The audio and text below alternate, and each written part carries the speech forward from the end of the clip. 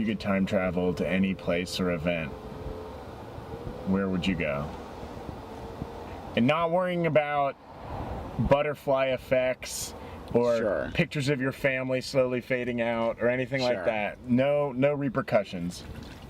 Well, it's like anywhere like pre-air conditioning is gonna smell awful. Yeah. And like the food's gonna, like, you can say like Middle Ages and stuff, but like the food's gonna be awful. When you'd catch the plague immediately. I don't have the immunities that they would have back then. I mean, assuming that you can travel and everything's cool.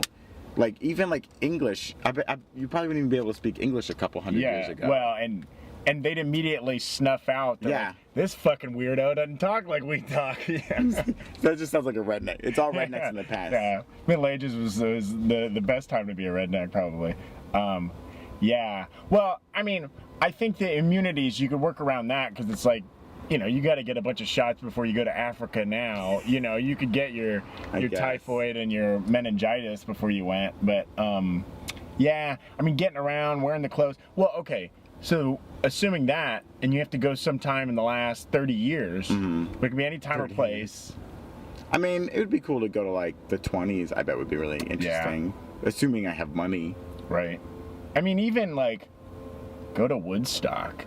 Right? Or, I mean, that falls into your stink factor, but, you know, you could put up with it for a day or two. And you got to wait around till Monday to see Jimmy. That's true. Most people had left.